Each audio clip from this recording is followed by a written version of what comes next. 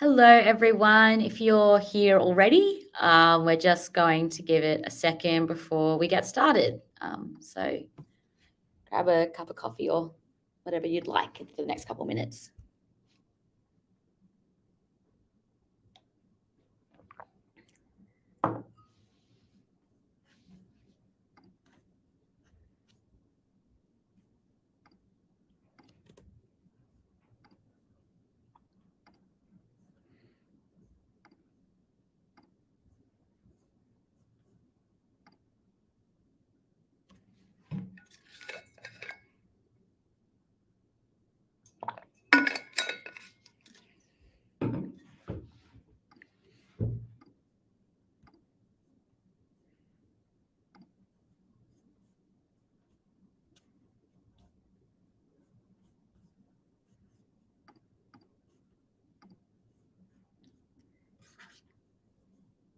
All right, I'll just give it a few seconds more and then we'll get started.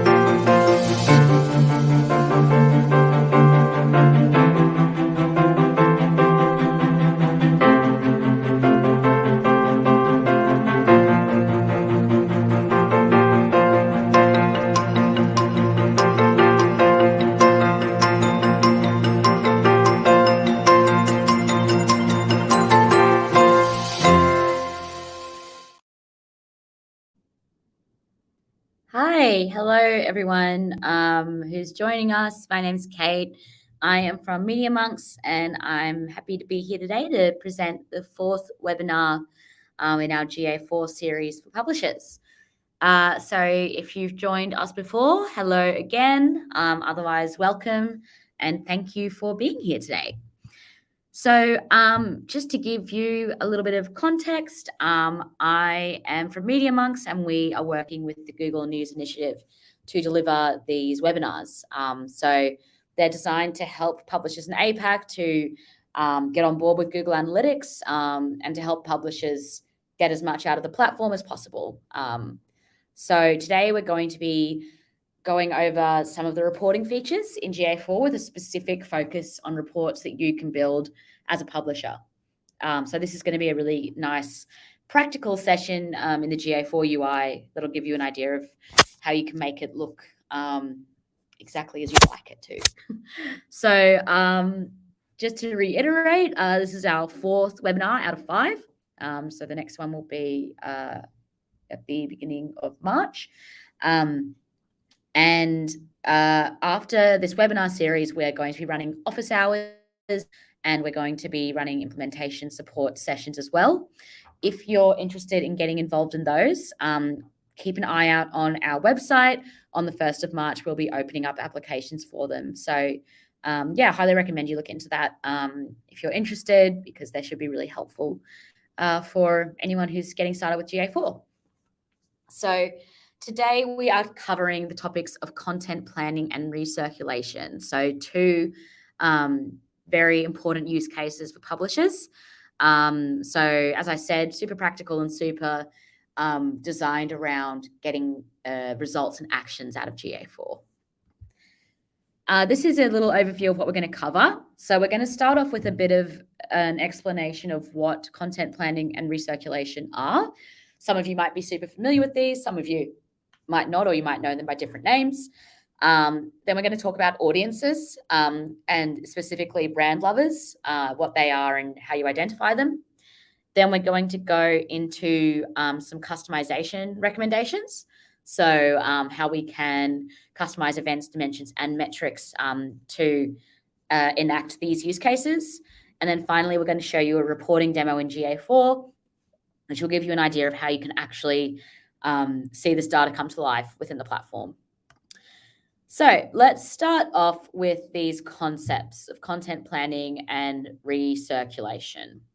So these come from a data maturity study for publishers that was run by Deloitte a few years ago.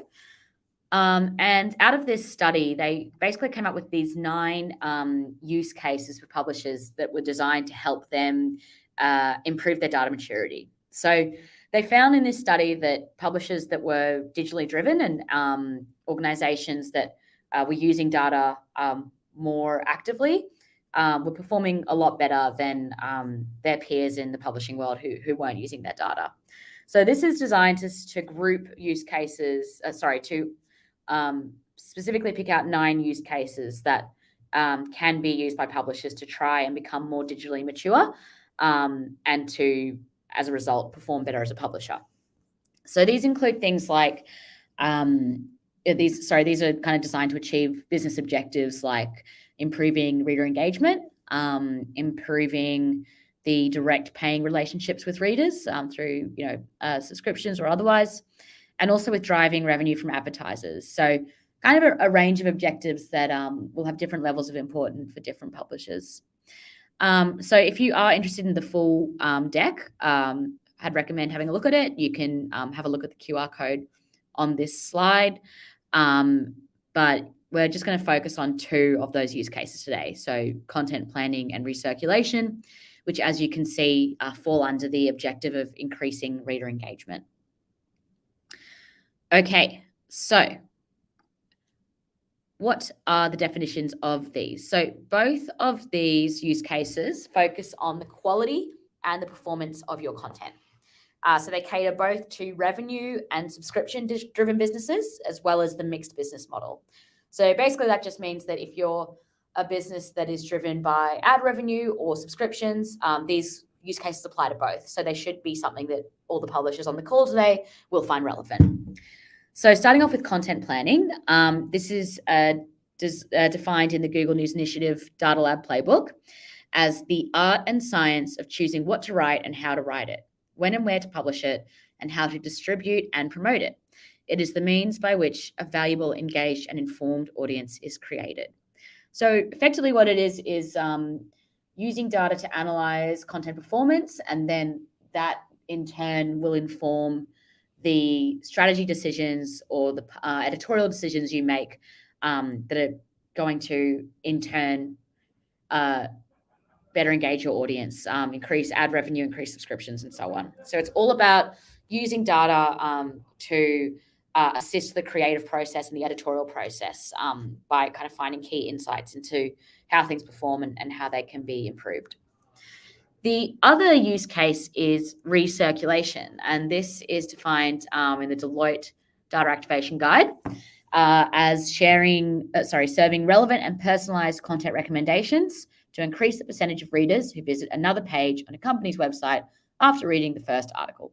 So basically, this is just around increasing the clicks you get on content recommendations, right? Or on increasing the amount of times a reader reads an article and then goes on to another article. That's the kind of the concept of recirculation. It's really easy to understand. It's nice and simple, and it's easy to measure.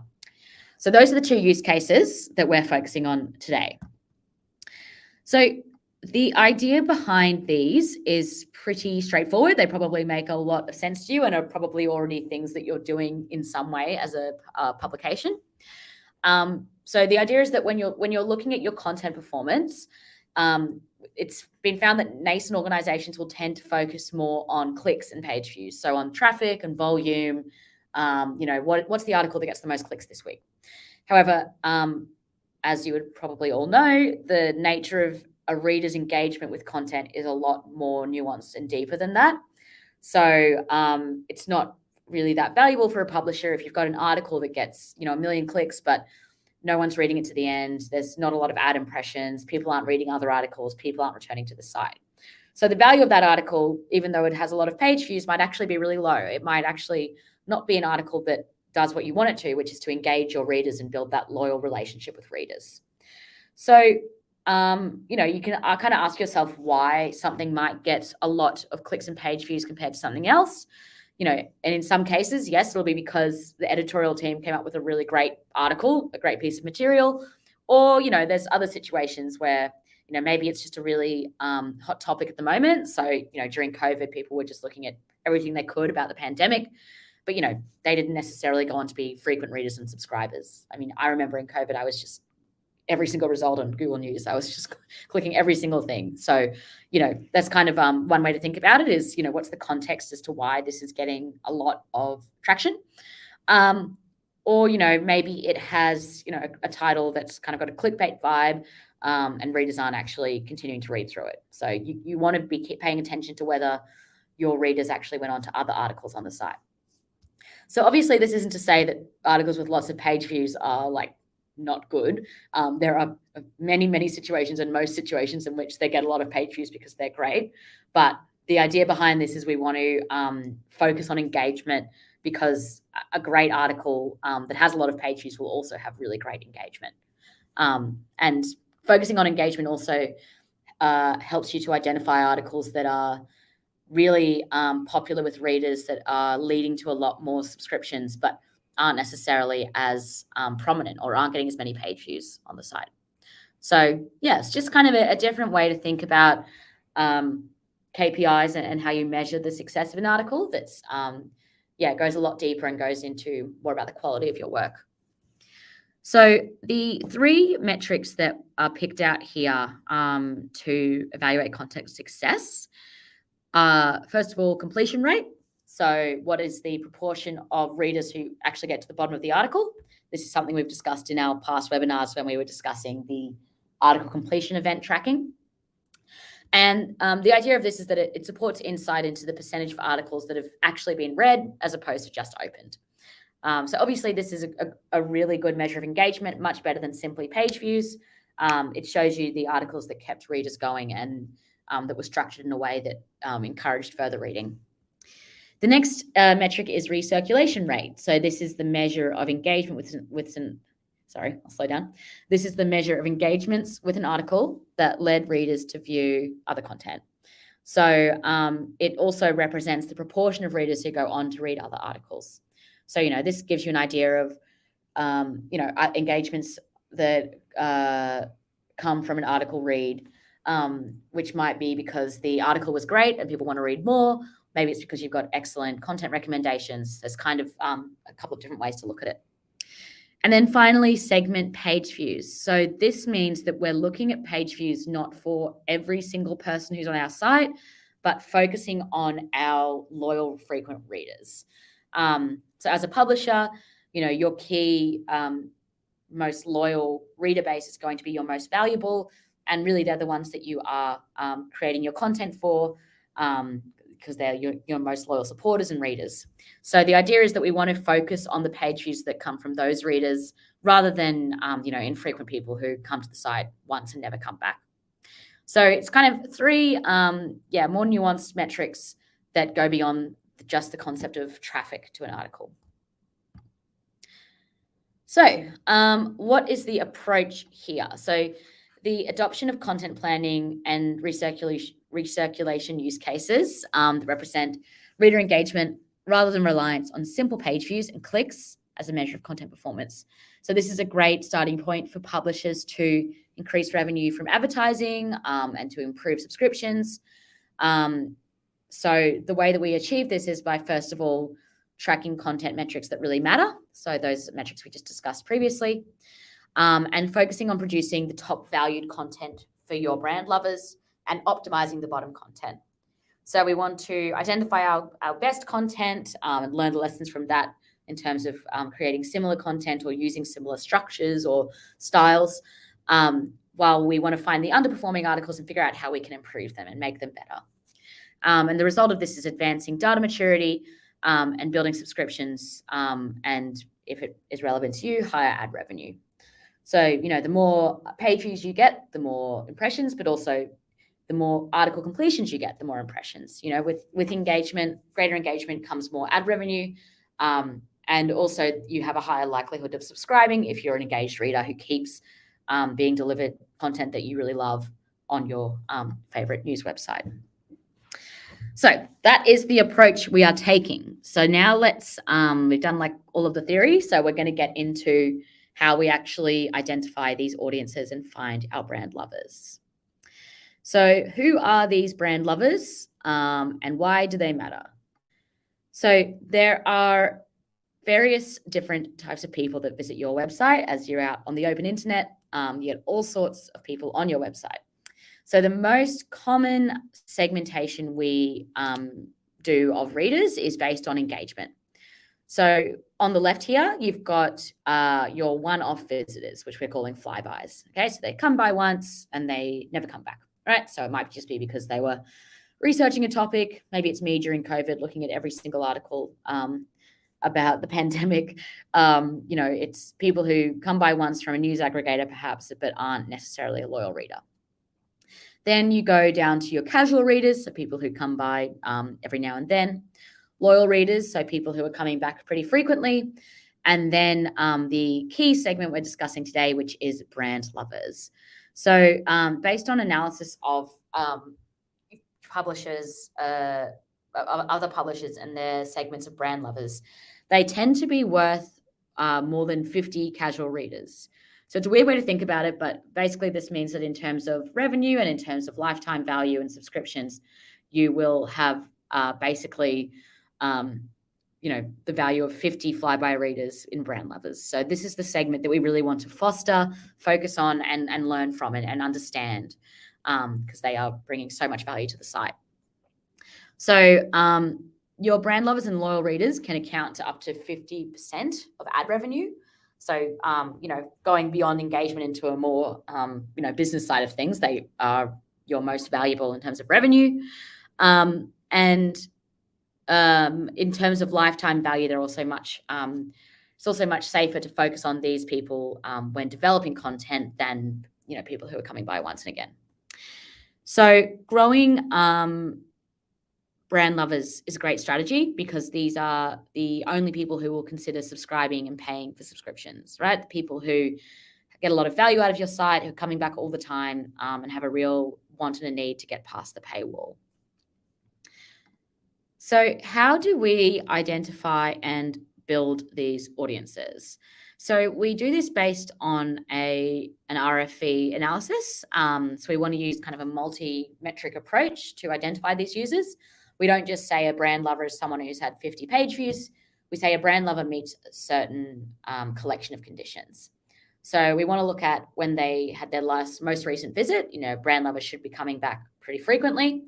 We want to look at frequency as well. So how often do they visit? If their last visit was 2 days ago, but they haven't visited for a year, then they're not a brand lover. If their last visit was 2 days ago and they've visited, 5 times this month, probably a brand lover.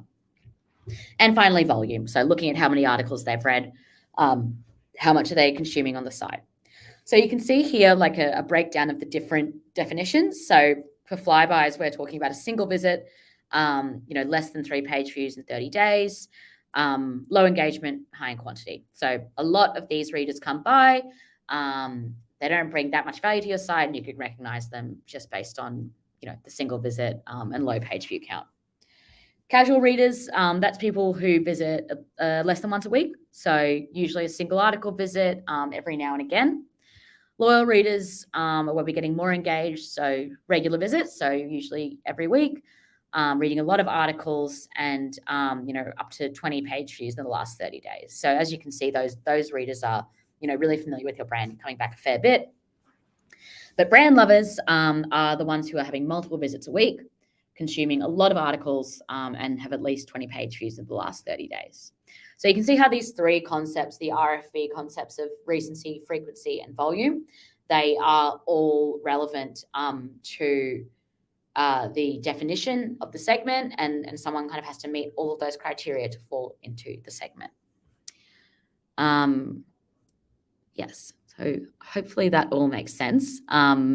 It's really just based on metric performance, but using a multi-layered approach. Okay, I've had a question come in about tracking numbers for loyal users and brand lover users. You'll be happy to know that we're going to show you exactly how to do that a little bit later on. So thank you for your question. It's extremely relevant.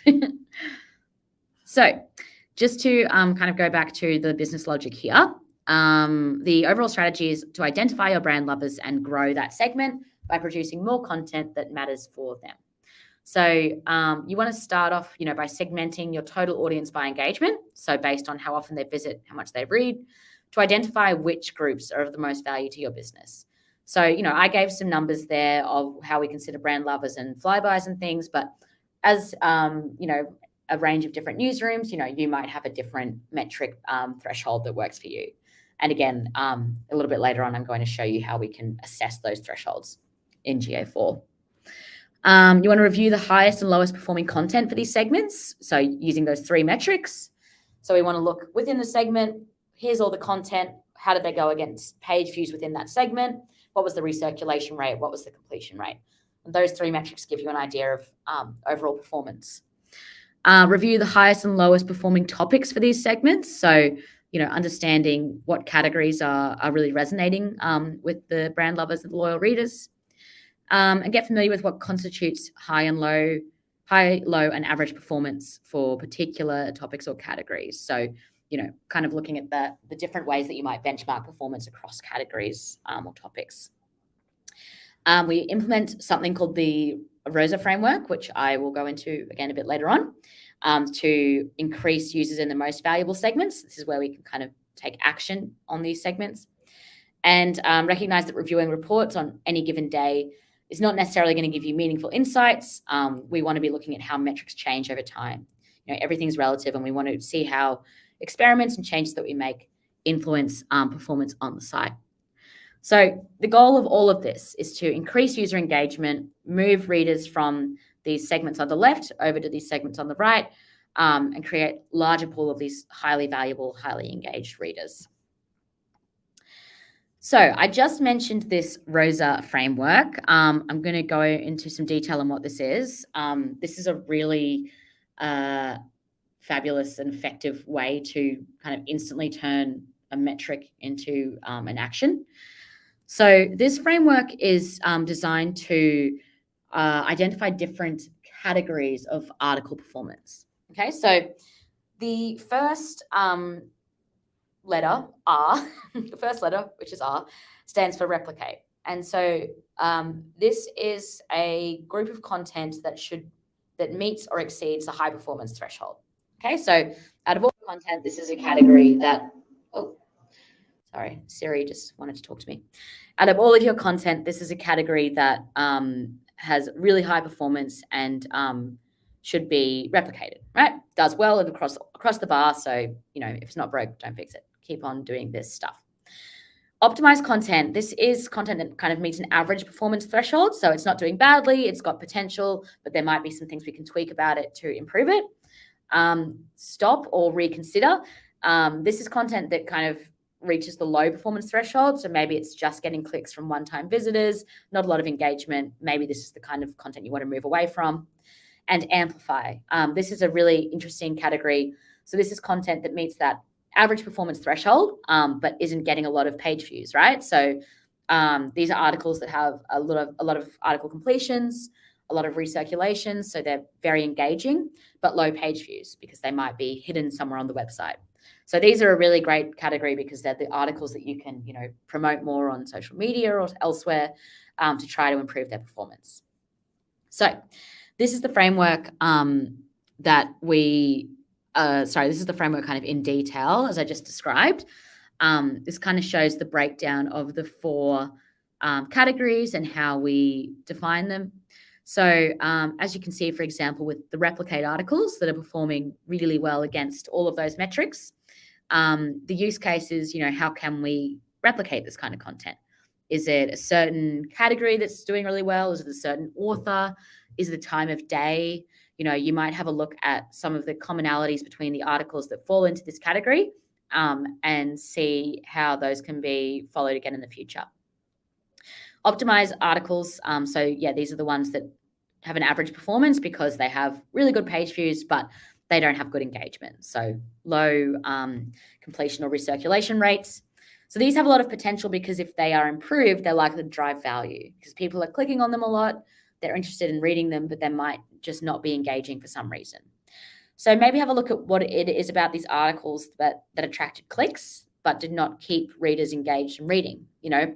Maybe you'll compare these articles to similar to replicate articles that you've found. You might pick a category and go, all right, for sport, we've got these articles that should be replicated. They were very engaging.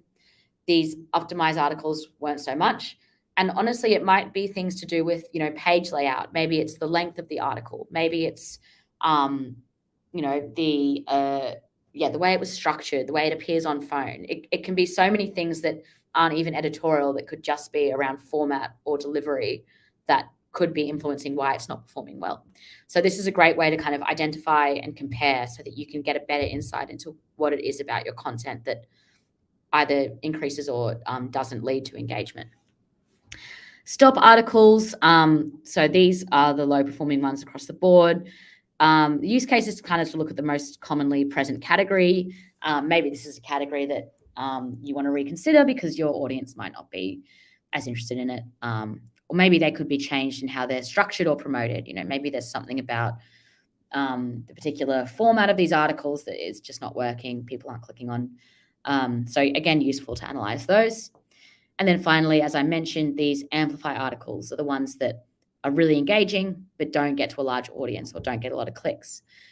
Why is this? Is it because, they don't have a intriguing title? Maybe you look at the optimize examples and you see that there's a certain title structure that's working well, or, maybe they're not being promoted as much. Maybe it's hard to find them because they're not on the homepage. Maybe they should be put in more content recommendations. Maybe you can put them on social media. So again, like based on one of these 4 categories, you kind of have a road to go down in terms of action that's a lot more clear than just looking at a big collection of articles and not really knowing what's working and what's not. So that's kind of the logic we have there. I want to just briefly mention something now that might be of interest to you because it's kind of relevant for this chat. Lim might be able to share it as a comment on the page. So another project I've worked on with Google News Initiative is a dashboard called the Editorial Insights tool. So if any of you have ever used the NCI or RCI, this is kind of a more, an advanced version of that. It does have some prerequisites in terms of needing to have BigQuery set up because it is quite a sophisticated tool. But what this tool does is it basically automatically groups your readers into segments. So the algorithm in the back end will find your brand lovers, find your loyal readers, etc. And it then scores your content in these different categories automatically as well. So I won't go into detail on this because it's not on the agenda, but Lim just mentioned it's probably worth bringing up because it's extremely relevant to what we're discussing today. So as you can see, we have a page where we break down each of the different engagement segments. We look at metrics amongst them. And then further on in the dashboard, we look at, we have the Rosa Framework that I just mentioned, where it will group all of your articles for you. So you can just look and see, okay, this did well, this didn't do as well, this needs to be amplified. So if you do have a BigQuery setup, highly recommend looking at this. Or reaching out to us if you need help to get it set up. It's a very sophisticated and intelligent tool. If this is something you're interested in, definitely have a look at the Editorial Insights tool. Anyway, that was just a little tangent because, it is kind of, I keep thinking about it because it's so relevant to all the stuff we're talking about today. Before I go on, just wanted to address a couple of questions. So I had a question on whether it's possible to track signed in and non-signed in users amongst casual and loyal readers. Absolutely.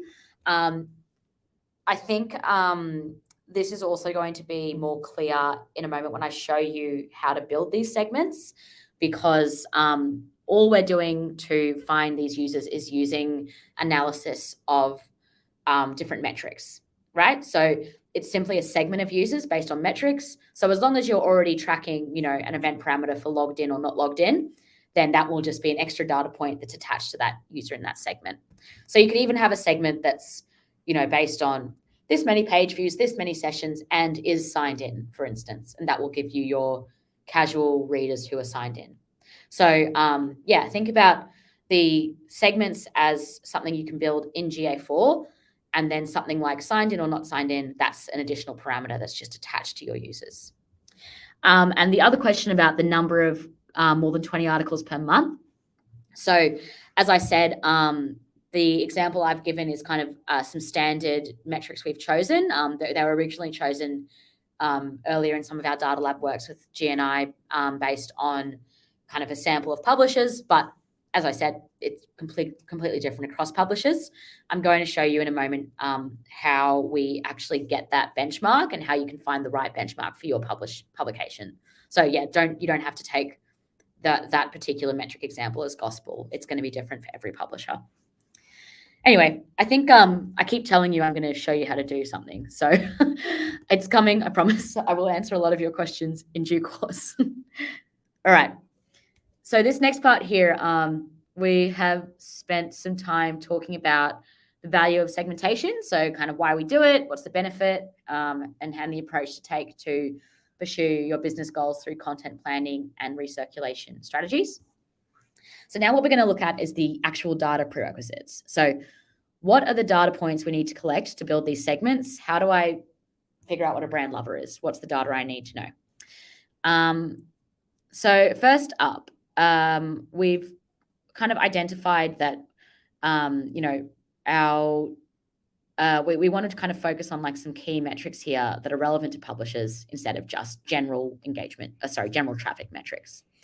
So your data that you're collecting is only valuable if you're using it to achieve goals. So we need to choose metrics that are going to be meaningful, but also actionable. So something that gives you an insight into what you should do next. So most publishers have important business goals around revenue. And while the newsroom can influence some things that impact revenue, a lot of these factors are outside your control, and also aren't the responsibility of an editorial team or journalists, right? These are the responsibility of sales, operations, or product and technology teams. So if we want our data to be actionable, we've got to choose metrics that have a strong causal relationship with the business goal of revenue and which editorial staff can actually influence, right? So there's only so much you can do in an editorial team to increase revenue. With this particular use case, we're focusing on the metrics that can achieve that. So probably the strongest predictor of digital revenue is the size and habits of a publisher's valuable audience. Okay, it all comes down to audience, and audience building comes down to engagement for a publisher.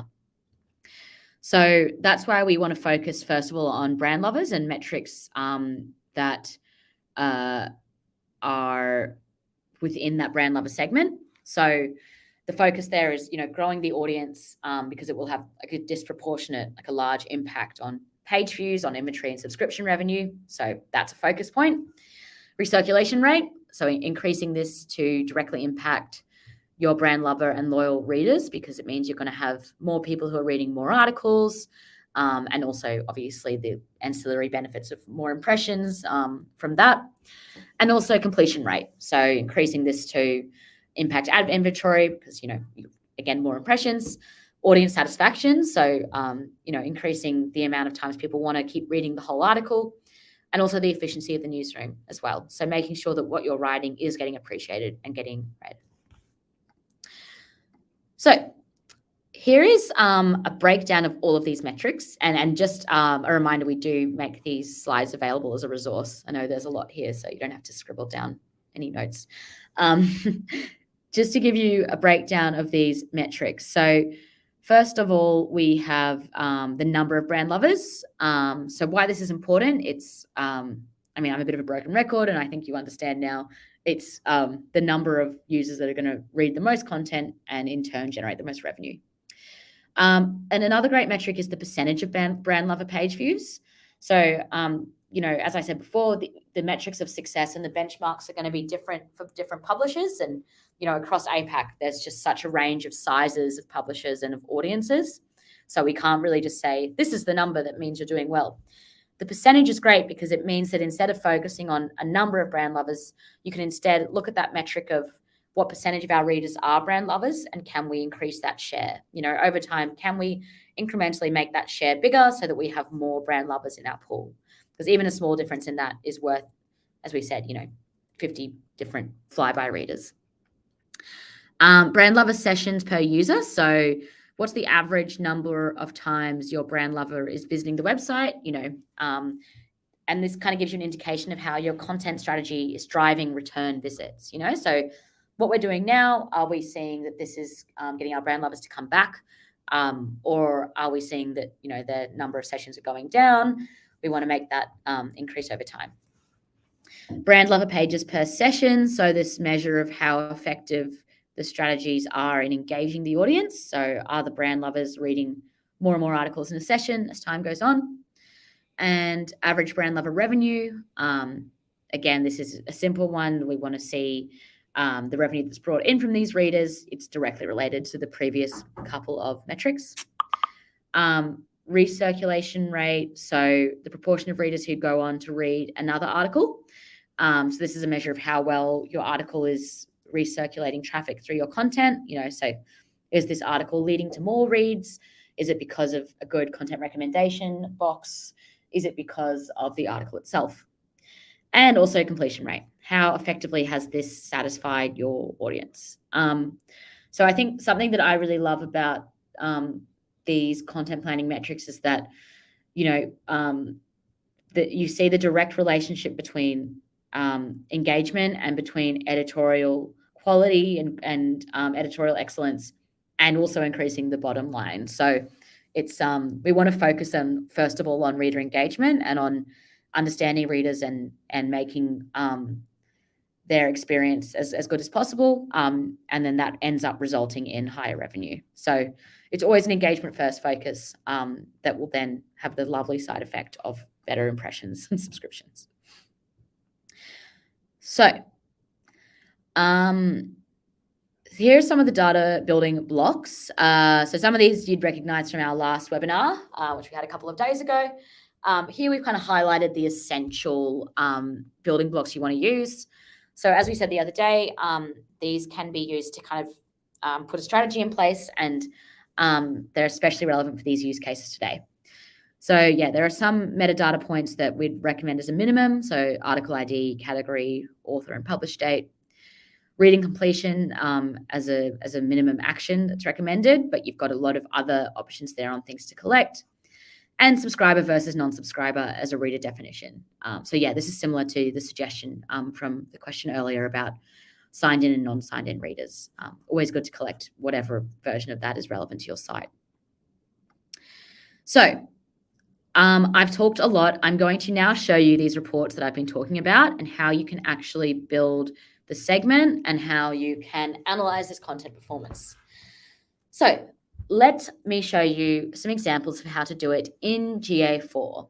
So for this part, what we're using is the Explore section. So if you're familiar with the platform already, you would know that this is the left-hand side of the screen. You've got your standard reports that are out of the box and customizable.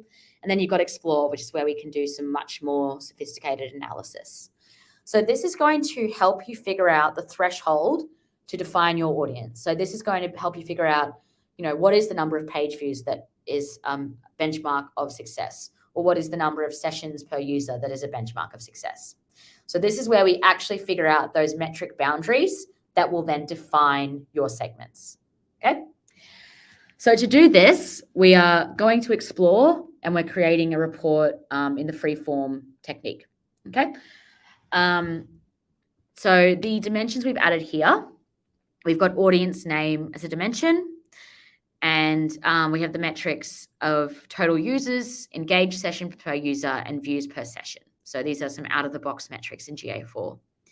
You want to apply a filter that will match all users as the audience name. So that's kind of just like a default way of telling GA4 we want to look at every single user here. And pick up the period of the last 30 days to assess the data. Then what you end up with is this nice little report that will show you for all of your users. So again, really simple. It's just one line of, one row of data. They'll show you for all of your users, what is the average engaged sessions and what is the average views per session. So these constitute the ideas of frequency and volume from our brand lovers definition. So frequency is engaged sessions per user. So how many sessions is someone having in the last 30 days? And volume, which is views per session. How many articles are they reading? So the recency concept is a bit more tricky. It's not yet available in GA4, but can be done in BigQuery or with the Editorial Insights tool. So again, recency is days between visits. It's a bit more of a complex metric there.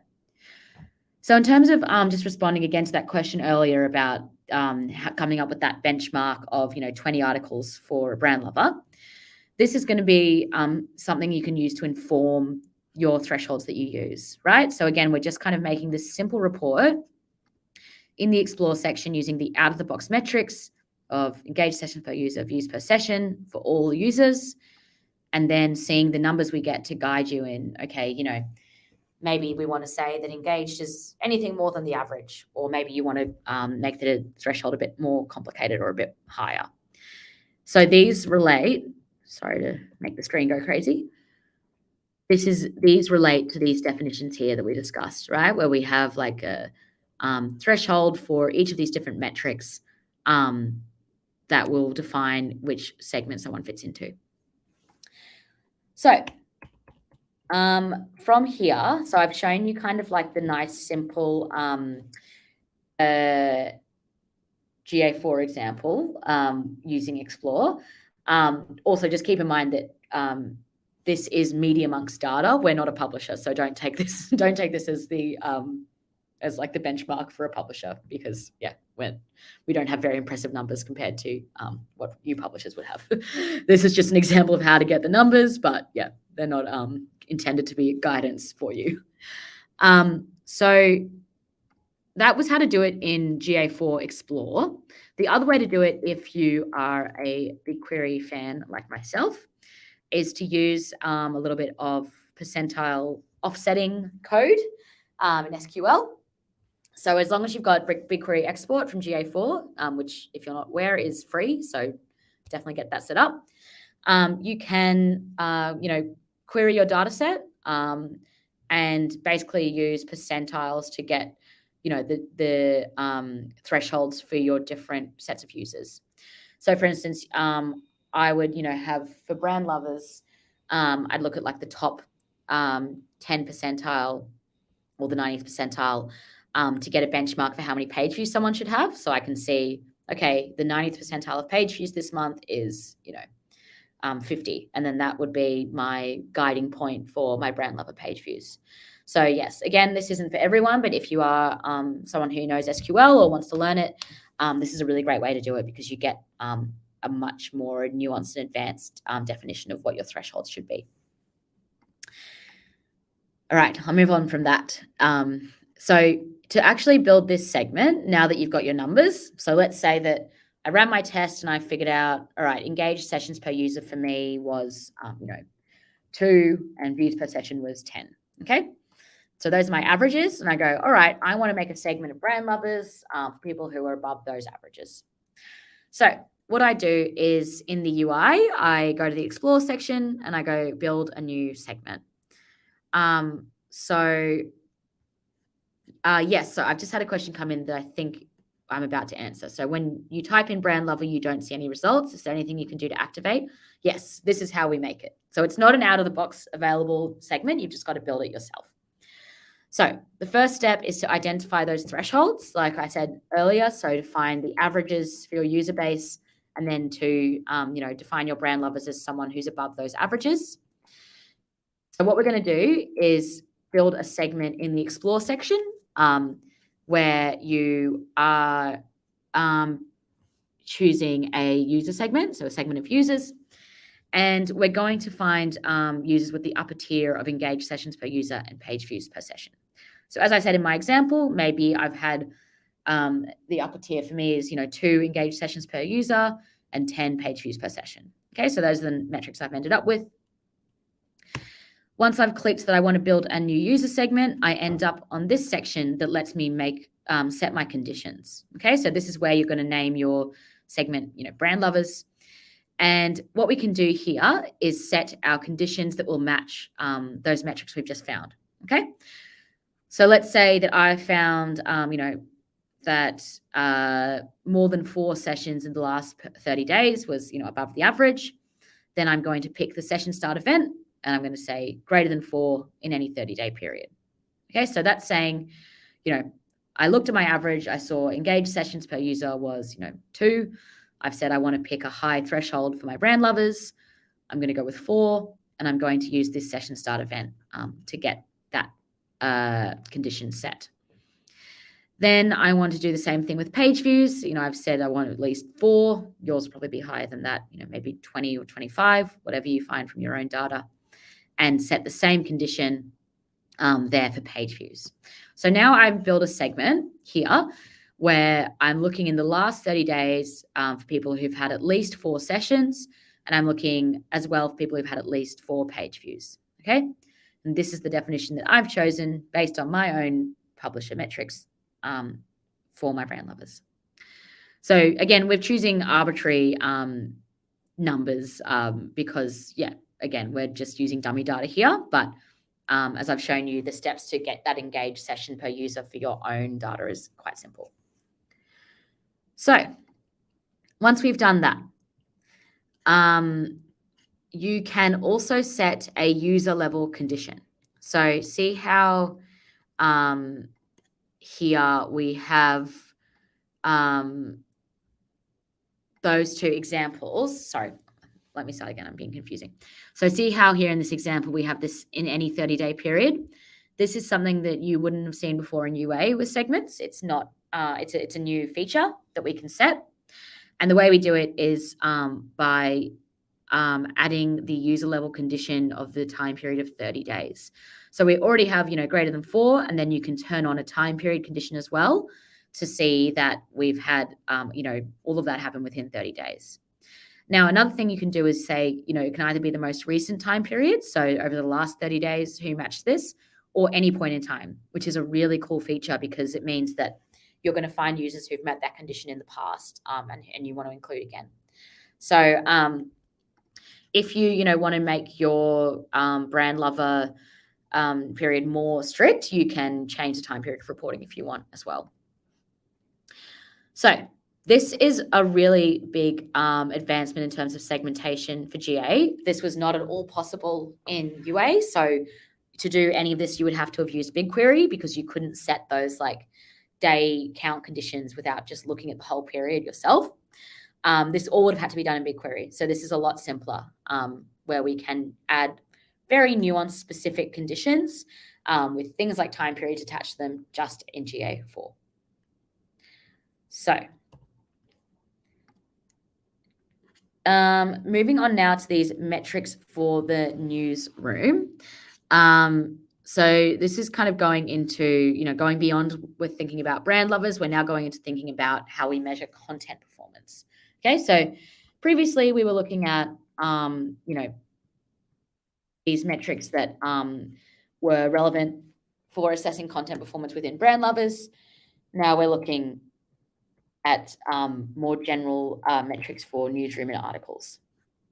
So the metrics that we have here in GA4 that can just be used out of the box.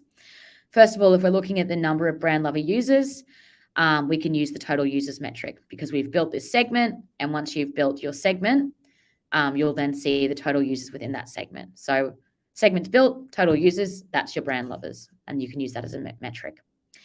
Next up, we have brand lover page views per user. Again, once you've had the segment applied, page views per user, the out of the box metric, will then give you an idea of that brand lover page views per user.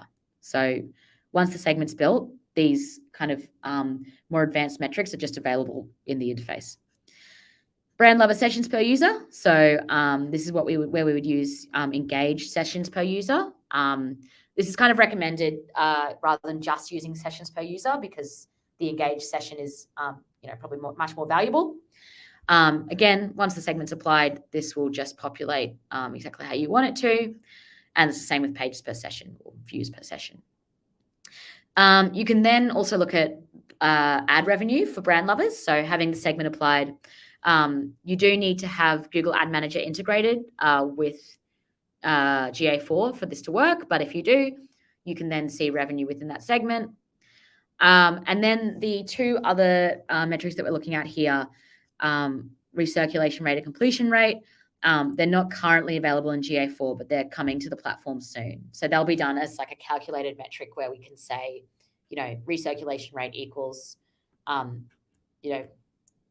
minus article exits, or completion rate equals 90% scrolls out of page views. Okay, so those are calculated metrics currently available in UA, coming to GA4 soon.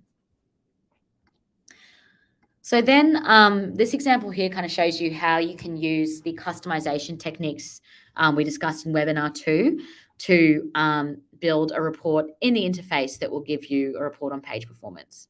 So recirculation completion rate, again, coming later on. But this report here that has been customized in GA4 is broken down by page title, and we can look at page views per user, engaged sessions per user, and views per user, which we highlighted in the previous slide as some of our metrics for the newsroom. Then once you've applied that segment that we built earlier, you'll get the breakdown of brand lovers versus all users. So you'll get some insights into, the specific brand lover performance, as well as how they compare to the rest of the site. So you might find some interesting things here. You might find that your pages perform well, or certain pages perform well with your entire audience, but aren't necessarily doing that well with brand lovers. You might figure out that was because of, a topic that was trending at the time, or because it was a lot of flyby users. So it's really great to use these two segments and to find the differences between them, which is all really easy to do in the UI just by having that brand lover segment applied. This is another application that is useful, a content category breakdown. So here you can see the primary dimension in this custom report is content group, and that we have the comparison again of all users versus brand lovers. So this can be used to see, which category is doing really well with all of our users, but not with brand lovers, or which category is the best performing with our brand lovers that we didn't realize. So other ways, you can break this down. There's so many different ways to cut your data like this. You could do it with, author, which author is doing well with brand lovers, with content tags, so which topics or tags specific to your site are doing well, and also paid versus free articles. So which of those two are performing best amongst the group. Okay, so that was kind of everything I wanted to cover. Do you guys have any other questions for me? If so, just post them on the site and I can stick around to answer them. Again, we will make all of these resources available. So, if you kind of didn't follow every single step of how to build the segments, you can follow along in the resources in the slide pack. But I definitely recommend getting in there and having a go at it, because it's easier than you think, I would say. And it's just a really effective way to instantly segment your audience. I've had one question come in about the difference between UV and GA4 UV. I'm guessing UV is unique visitors. Difficult for me to say why there's a difference in your case without seeing the data. I don't tend to see that for other accounts, so I think it would probably be something specific to your implementation. The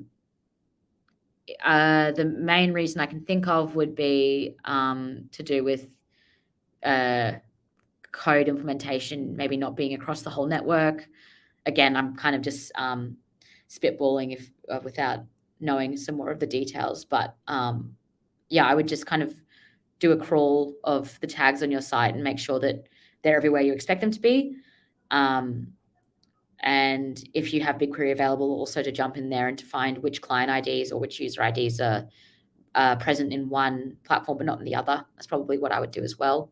Can usually help you figure out why there's a difference. But generally, I don't see a difference between the two in the accounts I work on. So I think this might be something specific to the implementation you have. Okay. Do we have any other questions? In the meantime, I will just pop this up here with a bit of closing information. So today, as I said, we went through those use cases and kind of showed you how we can activate some publisher-specific use cases in GA4. So our next session, our final session, is going to be on the 7th of March. It's called GA4 for power users because we go into some more advanced implementations, particularly Ad Manager. So if you use Ad Manager, we talk about the integration and how to activate it. So that's a really useful one. And just to reiterate, we do have one-on-ones, cohort sessions coming up soon. So the applications will open on the 1st of March. So on the site that we're on now, you'll find that application there. So keep an eye out on that for that on the 1st of March. So yeah, if you've had any questions today or if you have ongoing questions, highly recommend applying because we'll be able to chat face-to-face and see if we can help with any problems you're having. We'll give you some guidance on stuff you want to try in GA4. Okay, I've had another question come through, not related to today's topic, but one problem we're encountering is that our custom filter copied across from UA is returning a nil result for new users. I think this is measured differently in UA and GA, but I'm not sure how to fix this. Okay, yeah, interesting. I can see how this might have problems if it's been copied because, yeah, as you know, the scheme is different, so it can take a little bit of time to adjust to the mapping between the two. In terms of looking for new users, you should be able to use a out-of-the-box value there. Let me see. I'm just going to quickly jump into the platform and make sure I'm not misspeaking. To answer the other question that's come through, yes, we would be able to support to answer implementation questions. That's the idea between the sessions is to do individual, more focused sessions with publishers to help them with implementation. So if you're interested in that support, then yes, absolutely, you should apply. Let me just make sure I'm not misremembering something. I'm just thinking about this new users question. In the meantime, feel free to put other questions through if anyone else is still hanging around. Let me see. New user. Okay.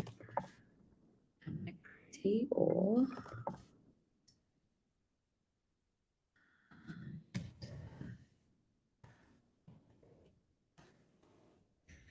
let's see.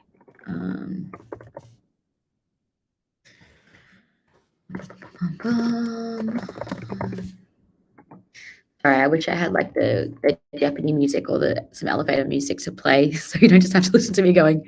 Bum, bum, bum, bum.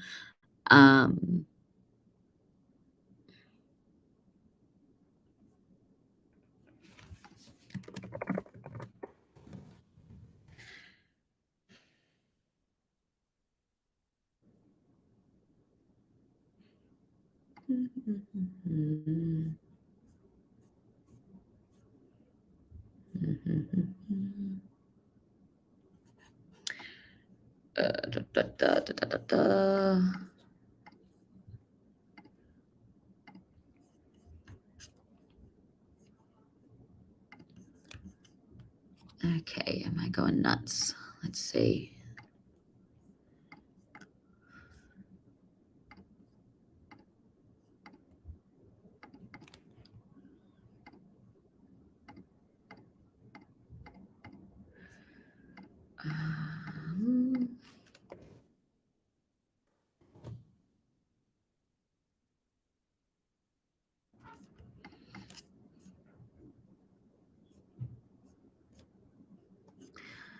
Okay, because I'm guessing that what you would have used in UA would have been the user type dimension, which I don't think has the exact equivalent in GA4. So let me figure out what the best option would be. User.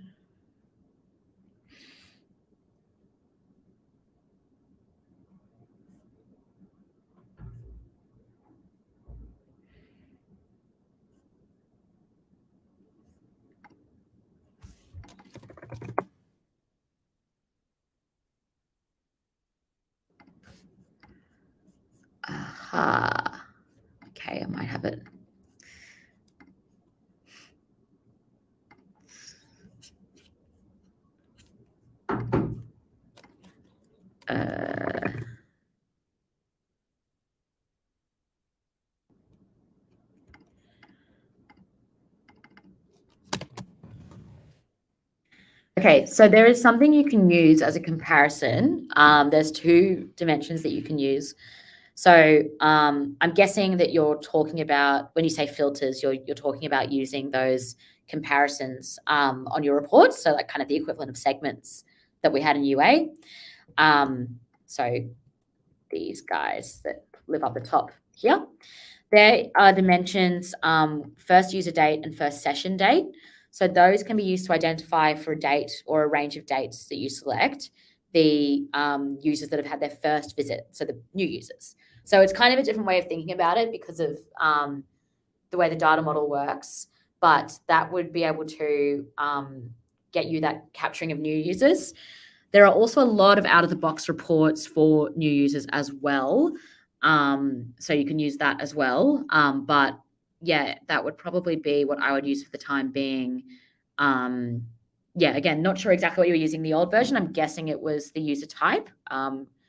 But this one will give you, the ability to include users that have had a recent first visit or exclude those that haven't.